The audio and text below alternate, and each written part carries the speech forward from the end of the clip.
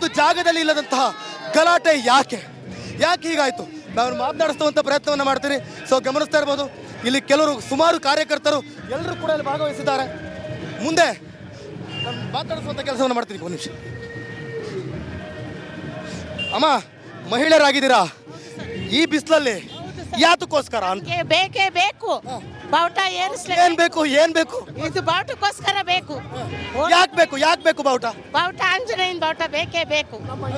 ಹಿಂದೂ ಜನ ಬೇಕು ಅಂತ ಕೇಳ್ತಾರೆ. ಹಿಂದೂ ಜನ ಬೇಕೇ ಬೇಕು, ಬಾವುಟ ತಿರ್ಗಾ ಮತ್ತೆ ಏರಿಸಲೇಬೇಕು. ಹೌದು, ಕೆರೆಗೋಡ್ನಲ್ಲಿ ಯಾವತ್ತಾದ್ರೂ ಈ ರೀತಿಯಾದಂತ ಒಂದು ಇದೇ ಫಸ್ಟ್ ಹೋಗ್ತಾ ಇದೀವಿ. ಯಾಕೆ ಹಿಂಗಾಯ್ತು ಅಂತ ಗೊತ್ತಿಲ್ಲ ಸರ್. ಇವಾಗ ನೈಟೇ ಬಂದು ಬಿಚ್ಚಿದ್ರು 3 ಗಂಟೆಲಿ. ಅದಕ್ಕೆ ನಮ್ಗೆ ಇವಾಗ ಬೇಕೇ ಬೇಕು. Yes, thank you. ಗ್ರಾಮದಲ್ಲಿ ಇಟ್ಕೊಂಡು ನಾವು ಕೇಳ್ಕೊತಾ ಇರೋದು ನಮ್ಮ ಮನೆ ದೇವರು ಅಂತ ನಾವು ಕೇಳ್ಕೊಂತಾ ಇರೋದು ಮನೆ ದೇವರು ಅಂತ. ನೀವು ಇಷ್ಟೆಲ್ಲ ಕೆಲಸ ಮಾಡ್ತಾ ಇದ್ದೀರಾ, ನೀವು ಕೆಲಸ ಕಾರ್ಯಗಳನ್ನೆಲ್ಲ ಬಿಟ್ಟಿಲ್ಲಿ ಬಂದಿದ್ದೀರಾ, ಯಾಕೆ ಅಂತ ಇಷ್ಟಪಡ್ತಾ ಇದ್ದೀವಿ. ಎಸ್, ಎಲ್ಲವೂ ಕೂಡ ಹಿಂದುತ್ವಕ್ಕೋಸ್ಕರ, ನಮ್ಮ ಧರ್ಮದ ಆಚರಣೆಗೋಸ್ಕರ ಯಾರಿಗೋ ನಾವು ಕೆಟ್ಟದ್ದು ಬಯಸಬೇಕು ಅಥವಾ ಕೆಟ್ಟದ್ದು ಮಾಡಬೇಕು, ಆ ರೀತಿ ಯಾವುದೇ ಉದ್ದೇಶ ಇಲ್ಲ. ಅತ್ಯಂತ ವೇಗವನ್ನು ಪಡೆದುಕೊಳ್ತಾ ಇದೆ ಈ ಪಾದಯಾತ್ರೆ. ಗಮನಿಸ್ತಾ ಇರಬಹುದು, ಪೊಲೀಸ್ ಇಲಾಖೆ ಕೂಡ ಇಲ್ಲಿ ಬಂದು ಯಾವುದೇ ರೀತಿ ತೊಂದರೆ ಆಗದಂತೆ, ಯಾವುದೇ ರೀತಿ ಅವಾಂತರ,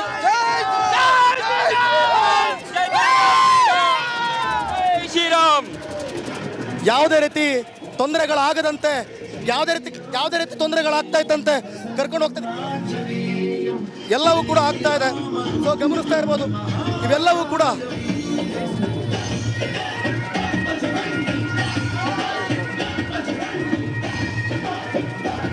ಸಾಕಷ್ಟು ಹನುಮ ಭಕ್ತರು, ರಾಮ ಭಕ್ತರು ಇವೆಲ್ಲರೂ ಕೂಡ ಸೇರ್ಕೊಂಡು ಈಗ ಮಂಡ್ಯ ಈಗ ಸಾಕ್ಷಿ ಆಗ್ತಾ ಇರುವಂತದ್ದು ಸದ್ದು ಸುದ್ದಿಗೆ. ಮಂಡ್ಯದ ಒಂದು ಪುಟ್ಟ ಗ್ರಾಮ ಕೆರೆಗೋಡು ಧ್ವಜದಂಗಲಲ್ಲಿ ಈಗ ಮತ್ತೆ ಸದ್ದು ಸುದ್ದಿಯಲ್ಲಿರುವಂಥದ್ದು. ಈಗಾಗಲೇ ಗಮನಿಸ್ತಾ ಇದ್ವಿ ಯಾವ ರೀತಿಯಾಗಿ ಪ್ರತಿಭಟನೆ ನಡೀತಾ ಇದೆ. ನನ್ನ ಸಹೋದ್ಯೋಗಿ ದಿವಿತ್ ಕೂಡ ಅಲ್ಲಿರುವಂತಹ ರಾಮ ಭಕ್ತರು ಹಾಗೆ ಹನುಮನ ಭಕ್ತರು ಹಾಗೆ ಅಲ್ಲಿರುವಂತಹ ಹಿಂದೂ ಮುಖಂಡರನ್ನ ಮಾತನಾಡಿಸುವಂತ ಪ್ರಯತ್ನ ಕೂಡ ಮಾಡಿದ್ರು. ಈಗಾಗಲೇ ಜನಾರ್ದನ್ ರೆಡ್ಡಿ ಅವರನ್ನು ಕೂಡ ಮಾತನಾಡಿಸಿದ್ರು. ಅವರು ಕೂಡ ಅದನ್ನೇ ಹೇಳ್ತಾ ಇರುವಂಥದ್ದು, ಇಲ್ಲಿ ಯಾವುದೇ ರೀತಿಯಾದಂಥ ರಾಜಕೀಯ ಪ್ರೇರಿತ ಅಥವಾ ಏನು ಮಾಡ್ತಾ ಇಲ್ಲ, ನಾವು ಹಿಂದೂ ಧರ್ಮದವರು, ಭಾಗವಧ್ವಜ ಹಾಕಿದ್ರೆ ತಪ್ಪೇನು, ರಾತ್ರಿ ಇಳಿಸುವಂತ ಅವಶ್ಯಕತೆ ಆದ್ರೂ ಏನಿದೆ ಅಂತ ಅವರು ಕೂಡ ಅದನ್ನೇ ಪ್ರಶ್ನೆ ಮಾಡ್ತಾ ಇದ್ದಾರೆ. ದಾಟಿರುವಂಥದ್ದು ಈಗಾಗಲೇ 1.5 ಕಿಲೋಮೀಟರ್ ಅಷ್ಟು ದೂರ ಪಾದಯಾತ್ರೆ ಬಂದಿದೆ. ಪಾದಯಾತ್ರೆ ಉದ್ದಕ್ಕೂ ಕೂಡ ಕಾರ್ಯಕರ್ತರು ಜಾಯಿನ್ ಆಗ್ತಾ ಇದ್ದಾರೆ. ಅಂದರೆ ಹಿಂದೂ ಕಾರ್ಯಕರ್ತರು, BJP ಕಾರ್ಯಕರ್ತರು ಹಾಗೆ JDS ಕಾರ್ಯಕರ್ತರು ಯಾತ್ರೆ ಉದ್ದಕ್ಕೂ ಹೋದರೆ ಪಾದಯಾತ್ರೆ ಉದ್ದಕ್ಕೂ ಕೂಡ ಜಾಯಿನ್ ಆಗ್ತಾನೆ ಇದ್ದಾರೆ. ಜನಸಂಖ್ಯೆ ಹೆಚ್ಚಿನ ಮಟ್ಟದಲ್ಲಿ ಆಗ್ತಾ ಇರುವಂಥದ್ದು.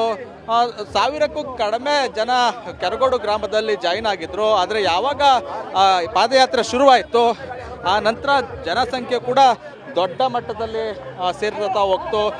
ಮಾರ್ಗದುದ್ದಕ್ಕೂ ಕೂಡ ಅಂದರೆ ಎಲ್ಲೆಲ್ಲಿ ಹಳ್ಳಿಗಳು ಸಿಗ್ತವೆ ಅಲ್ಲೆಲ್ಲ ಹಳ್ಳಿಗಳಲ್ಲೂ ಕೂಡ ಬಂದು ಜಾಯ್ನ್ ಆಗುವಂಥದ್ದು, ಪಾದಯಾತ್ರೆ ಸೇರ್ಕೊಳ್ಳುವಂಥ ಕೆಲಸವನ್ನು ಮಾಡ್ತಾನೆ ಇದ್ದಾರೆ. ಒಂದು ಕಡೆ ಹಿಂದೂ ಕಾರ್ಯಕರ್ತರು ಸೇರ್ತಾ ಇದ್ದಾರೆ, ಇನ್ನೊಂದು ಕಡೆ ಸ್ವಯಂ ಪ್ರೇರಿತವಾಗಿ ಸಾರ್ವಜನಿಕರೇ ಬಂದು ಪಾದಯಾತ್ರೆಗೆ ಸೇರ್ತಾ ಇರುವಂಥದ್ದು. ಆ ಮೂಲಕ ತಮ್ಮ ಆಕ್ರೋಶವನ್ನು ವ್ಯಕ್ತಪಡಿಸ್ತಾ ಇದ್ದಾರೆ. ಏನು ಹನುಮ ಧ್ವಜ ತನ್ನ ಪಾಡಿಗೆ ತಾನು ಹಾರ್ತಾ ಇತ್ತು, ಬೇಕು ಅಂತಲೇ ಅದರಲ್ಲೂ ಕೂಡ ಷಡ್ಯಂತ್ರ ಮಾಡಿ ಕಾಂಗ್ರೆಸ್ನವರು ಅಧಿಕಾರಿಗಳ ಮೂಲಕ ಆ ಧ್ವಜವನ್ನು ಇಳಿಸಿದ್ದಾರೆ. ಆ ಮೂಲಕ ಹಿಂದೂ ಭಾವನೆಗಳಿಗೆ ಧಕ್ಕೆಯನ್ನುಂಟು ಮಾಡಿದ್ದಾರೆ. ಇದು ಸರಿಯಾದ ಕ್ರಮ ಅಲ್ಲ.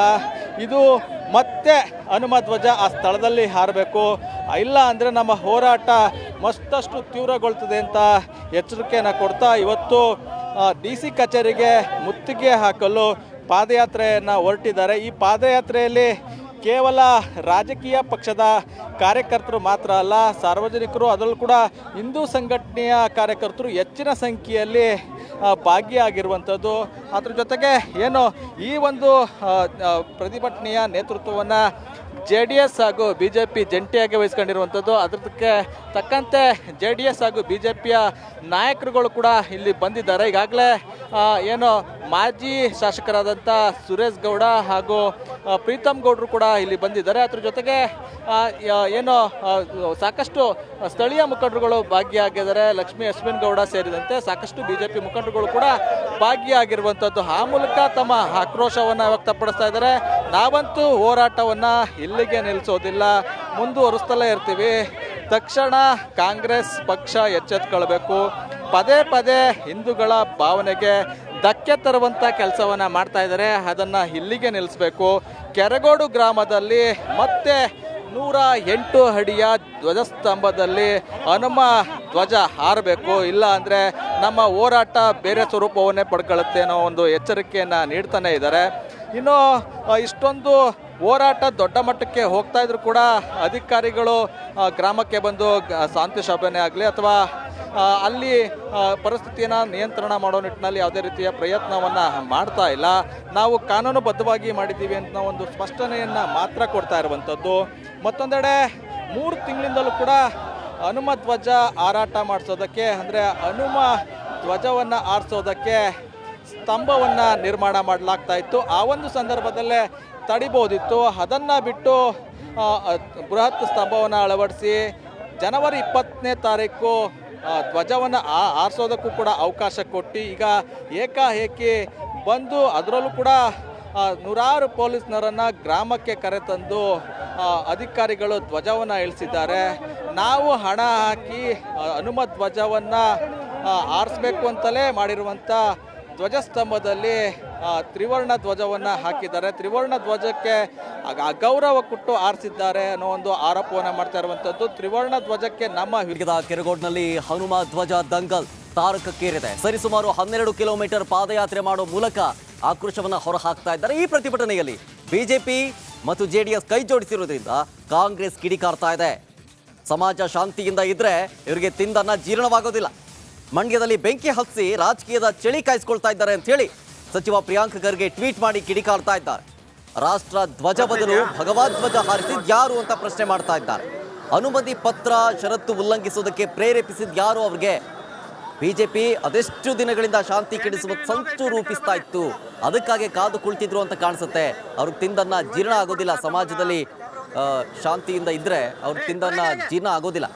ಹೀಗಾಗಿ ಅವರೇ ಬೇಕಂತ ಮಾಡಿಸ್ತಾ ಇದ್ದಾರೆ ಅಂತೇಳಿ ಕಾಂಗ್ರೆಸ್ ನಾಯಕರು ಕಿಡಿಕಾರ್ತಾ ಇರೋದು. ಮತ್ತೊಂದು ಕಡೆ ಮಂಡ್ಯದ ಕೆರಗೋಡ್ನಲ್ಲಿ 12 ಕಿಲೋಮೀಟರ್ ಪಾದಯಾತ್ರೆ ಮೂಲಕ ಪ್ರತಿಭಟನಾಕಾರರು ತಮ್ಮ ಆಕ್ರೋಶವನ್ನು ಹೊರಹಾಕ್ತಾ ಇದ್ದಾರೆ. ಈ ಪ್ರತಿಭಟನೆಯಲ್ಲಿ ವಿವಿಧ ಸಂಘಟನೆಗಳು ಕೂಡ ಭಾಗಿಯಾಗಿದ್ದು ಬಿಜೆಪಿ ಮತ್ತು ಜೆಡಿಎಸ್ ಎರಡೂ ಪಕ್ಷದಿಂದ ನಾಯಕರು ಈ ಒಂದು ಪ್ರತಿಭಟನೆಯ ಅಖಾಡಕ್ಕಿಳಿದಿದ್ದಾರೆ.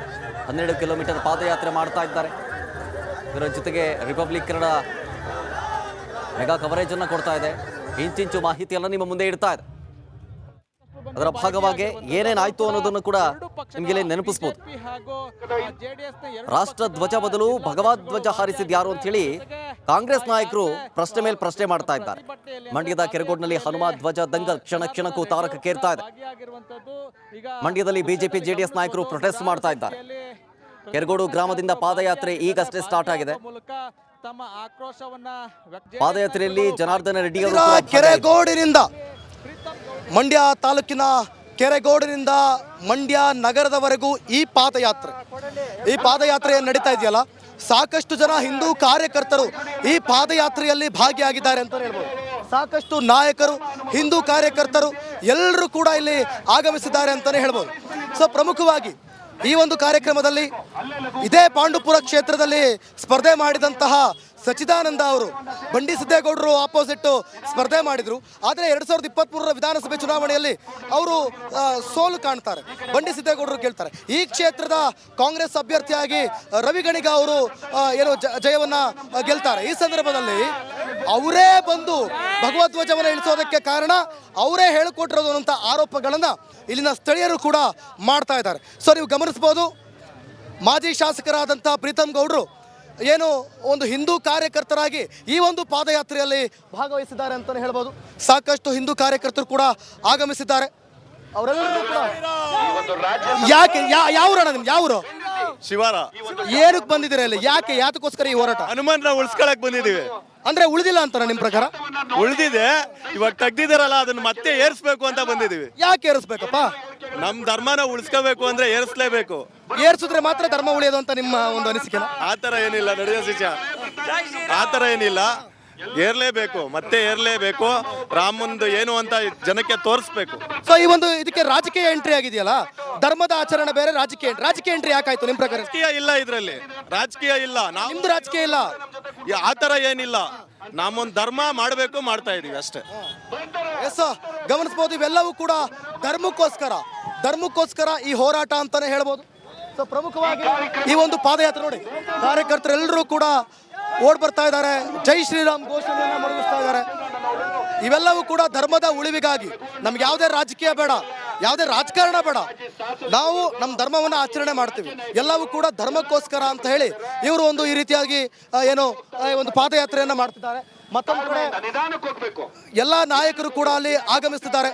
ಪ್ರಮುಖವಾಗಿ ಈ ಪಾದಯಾತ್ರೆ ಅಲ್ಲಿ ಕೆರೆಗೋಡಿನ ಹನುಮಾನ್ ದೇವಸ್ಥಾನದಲ್ಲಿ ಪೂಜೆಗೊಂಡ ನಂತರ, ಆ ಪೂಜೆ ಆದ ಬಳಿಕ ಈ ಒಂದು ಪಾದಯಾತ್ರೆಯನ್ನ ಹಿಂದೂ ಕಾರ್ಯಕರ್ತರು ಮತ್ತು ಊರಿನ ಗ್ರಾಮಸ್ಥರು ಇವರೆಲ್ಲರೂ ಕೂಡ ಹಮ್ಮಿಕೊಳ್ತಾರೆ. ಪ್ರಮುಖವಾಗಿ ಸ್ಥಳೀಯರು ಹೇಳ್ತಾ ಇರೋದೇನು,